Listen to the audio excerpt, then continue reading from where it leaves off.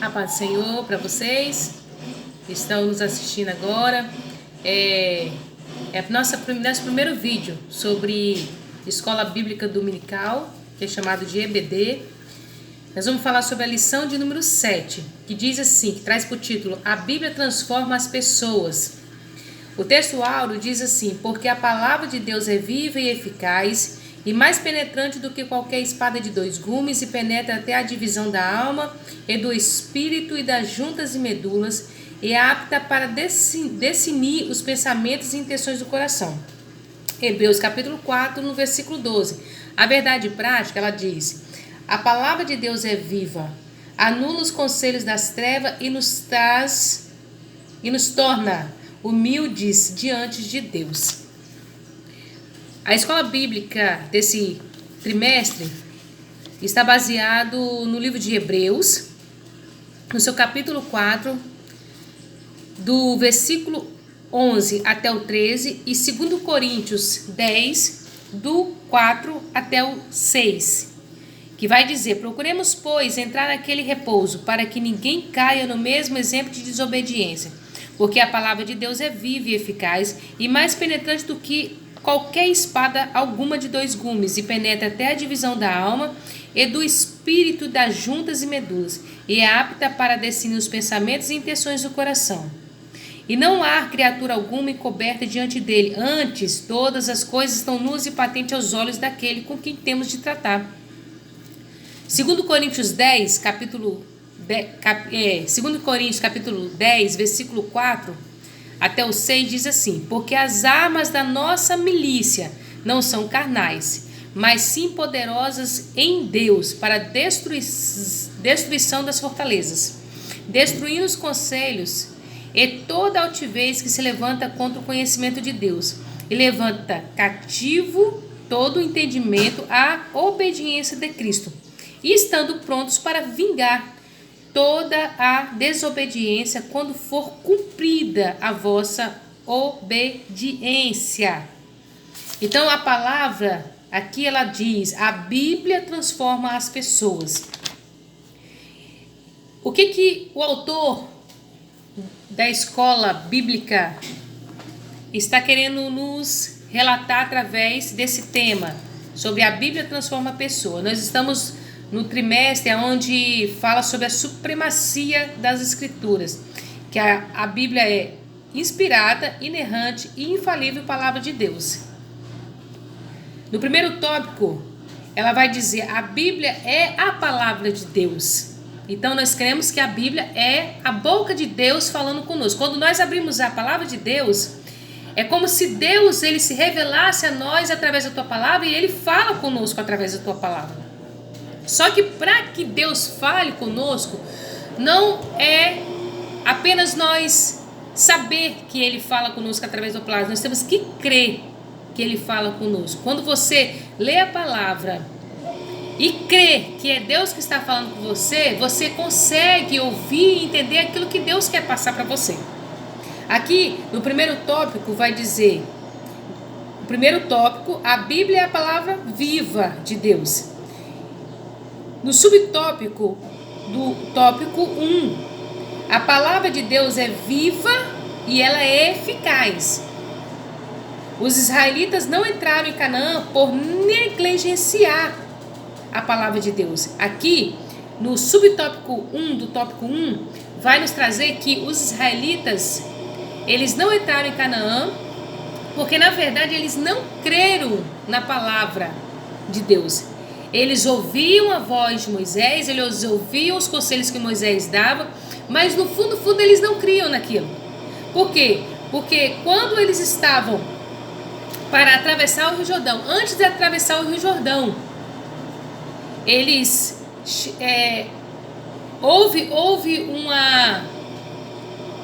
um período em que Moisés, antes disso, Deus falou para Moisés: envia espiões para avistar a terra, para ver como a terra é, entendeu? Para que vocês possam se preparar para entrar na terra que eu prometi aos seus antepassados. Porque Deus tinha feito uma promessa a Abraão, que eles herdariam a terra de Canaã. Os seus descendentes herdariam a terra de Canaã. Então Deus usa Moisés para libertar o povo do Egito. E quando eles estão no deserto, Deus pede para Moisés para que envie espiões para avistar Canaã. E Moisés chega para eles e fala: vai, avista a Canaã, veja como a terra é, sonda tudo sobre essa terra, se ela é boa, se ela realmente mana leite e mel, como Deus falou que a nosso pai Abraão. Então vai lá e avista como essa terra é e depois traga notícia para nós. Então foram 12 homens, um homem de cada tribo, líder de cada tribo. Entre esses homens estava Oséias e estava Calebe também. Moisés ele muda o nome de Oséias para Josué. Então Oséias e Josué lá na frente era a mesma pessoa, tá? Então quando Moisés pede isso para eles, eles vão, avistam a terra, eles ficam por um tempo ali avistando a terra, eles veem que realmente a terra é boa, a terra é maravilhosa, a terra verdadeiramente ela mana leite e mel, ela tem muita prosperidade, seus frutos são maravilhosos, a sua prosperidade é muito grande. E então quando eles retornam para falar para Moisés o que eles tinham visto, eles chegam para Moisés e diz: olha, a terra é tudo isso que nós ouvimos dizer que ela era, através da palavra de Deus, através da promessa que Deus fez ao nosso pai Abraão. Verdadeiramente a terra é uma terra que mana leite e mel. Mas há um porém: é impossível nós entrarmos nessa terra, porque nessa terra, nela habita grandes povos muito, muito fortes, e nós não podemos pelejar contra eles. Também nessa terra existem gigantes e nós não podemos enfrentá-los. Só que entre esses homens havia um homem chamado Calebe, que ele diz para Moisés e diz para aqueles homens: não, nós iremos sim conquistar esta terra. Em nome do Senhor, nós iremos conquistar a terra. Vamos para a batalha, porque nós iremos conquistar essa terra. Deus nos dará essa terra. E aí, esses homens diziam o contrário: não, nós não vamos, porque senão nós vamos morrer, nós não vamos conseguir. Então aqui o autor, ele traz para nós dizendo que a palavra de Deus ela é viva e eficaz. Só que estes homens, eles não creram verdadeiramente naquilo que Deus tinha falado. Eles sabiam que Deus tinha falado, mas o que faltou neles foi a fé para conquistar esta terra. Então aqui depois a palavra, no subtópico 2, a palavra de Deus é espada penetrante. O que significa isso? O texto sagrado, ele descreve a escritura como a mais penetrante do que qualquer espada de 2 gumes. O uso figurado da espada de 2 gumes simboliza que a palavra de Deus é tão afiada que nada existe que ela não possa transpassar. Nenhuma resistência humana consegue impedir a ação da espada do Espírito. Então, o que o autor ele está trazendo para nós aqui é que a palavra de Deus ela revela o caráter do homem e ela consegue atingir o íntimo do homem e revelar aquilo que está no seu coração, a intenção do seu coração. Então, o Senhor, através da tua palavra, ele nos revela o nosso caráter. Quando nós lemos a palavra de Deus, nós conseguimos nos enxergar nela. Mas como que nós nos enxergamos na palavra de Deus? Nós nos enxergamos o nosso verdadeiro caráter. Será que realmente eu estou debaixo da vontade de Deus? Será que verdadeiramente eu estou crendo naquilo que Deus prometeu para mim? Porque se eu creio naquilo que Deus prometeu para mim, ele garante. Quando ele promete, ele garante. Se ele diz vai, você vai. Se ele diz não vai, então não vai.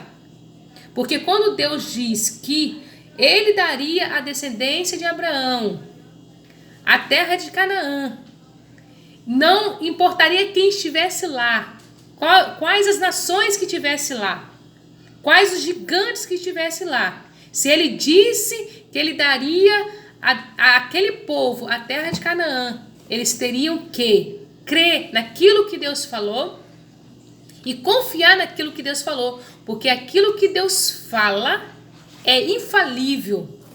Mas aquilo que sai da boca do homem pode conter erros e falhas. Mas aquilo que sai da boca de Deus não contém erros e não contém falhas. Por isso que a palavra de Deus ela é infalível e inerrante. Ela é infalível porque ela não contém falhas e inerrante porque ela não contém erros. Então essa é a palavra de Deus. No terceiro tópico, no terceiro subtópico do primeiro tópico fala: a palavra de Deus é apta para definir. A mensagem bíblica também é apta para definir os pensamentos e intenções do coração. Aqui nós ouvimos falar, igual eu passei para vocês, uma palavra onde os 12 homens, né, eles começaram a desanimar o povo que estava ali no deserto, dizendo: olha, não dá para a gente ir, é perigoso, a gente não vai conseguir, a gente não vai conseguir conquistar essa terra, porque essa terra já é habitada por outros povos, esses povos são muito fortes. E mais na frente, a tribo de Gade, a tribo de Ruben, eles chegam para Moisés e dizem para Moisés: Moisés, nos dê em possessão a terra de Gileade, porque a terra de Gileade ela é boa para cultivar e para manter os nossos gados nela, porque nós somos homens de muitos gados, nós temos muitos gados. Então nós não queremos atravessar o Jordão. Então o que eles queriam dizer com isso? Nós não queremos enfrentar essa batalha que vem na frente para conquistar a terra de Canaã. Então Moisés fica triste com aquilo que eles falam com ele, e Deus também se ira com eles. E aí, devido a essa decisão dessas duas tribos, Deus diz para Moisés que todos os homens acima de 20 anos não herdaria a terra de Canaã, mas somente os homens de 20 anos abaixo. Então, os jovens de 20 anos abaixo herdariam a terra de Canaã. O restante do povo acima de 20 anos acima, eles morreriam no deserto. Então, uma travessia que era para ser uma travessia agradável, uma travessia que deveria ser uma travessia, sim, com certeza, de batalha, de grande batalha, sim, porque toda vitória que nós temos para conquistar, antes nós temos que lutar por ela. Mas nós temos que lutar com Deus, a vitória ela é garantida. Então, aquele povo, devido a essa desobediência, devido a essa falta de fé, devido a esse medo que eles tiveram, eles perderam a oportunidade de conhecer Canaã da forma que Deus disse para Abraão que eles conheceriam. Eles perderam de aproveitar daquela cidade que Deus tinha prometido para eles. Então, Deus disse para eles: esses homens não vão entrar. Somente os jovens de 20 anos abaixo. Entre eles estava Caleb e Josué, que conquistaram a terra de Canaã e levando o povo de Deus para lá. Infelizmente, os demais de 20 anos acima morreram no deserto, porque eles ficaram 40 anos perambulando pelo deserto. Ali no deserto, eles sofreram? Sim. Deus sustentou eles até o fim. Mas eles poderiam, sim, ter herdado a terra de Canaã. Todos eles. No segundo tópico, vai falar: a Bíblia anula os conselhos do mundo. O primeiro subtópico do segundo tópico vai dizer: as armas da nossa milícia. As armas da nossa milícia. Vai falar: Paulo esclarece aos coríntios que as armas da nossa milícia não são carnais. Isso porque a nossa luta é de ordem espiritual. A nossa luta não é contra a carne e nem contra o sangue, mas sim contra as hostes espirituais, contra as hostes malignas que rodeiam este mundo. Porque a Bíblia diz que o mundo jaz do maligno. Então, para nós que servimos ao Deus vivo, a nossa luta não é contra a carne nem contra o sangue, mas sim contra as potestades malignas que vêm para tentar nos impedir de receber aquilo que Deus nos prometeu. Porque a maior promessa de Deus é que nós alcancemos a nossa salvação em Cristo Jesus. A destruição, o subtópico do tópico 2, a destruição das fortalezas. A Bíblia afirma que o mundo jaz no maligno, como eu falei. O líder das forças do mal é o diabo. Por meio do espírito do erro, ele trabalha contra o reino de Deus. O mundo jaz do maligno. Mas para nós que temos Cristo Jesus e que temos a confiança no Deus que nós servimos, nós temos que nos manter firmes para não sermos vencidos pelo diabo. O terceiro subtópico do segundo tópico vai falar a destruição dos falsos argumentos. A palavra de Deus, irmãos, é a única autoridade de fé e moral para a vida do cristão. Através da palavra de Deus, através do conhecimento que você tem pela palavra de Deus, é muito difícil você ser enganado pelo mundo, pelos ensinos malignos dos homens do mundo. Então é muito importante você estudar a palavra de Deus, é muito importante você ter o hábito de ir nas escolas, nos cultos de ensinamento da sua igreja. Mas o mais importante também é você ter o compromisso com Deus de examinar as suas escrituras.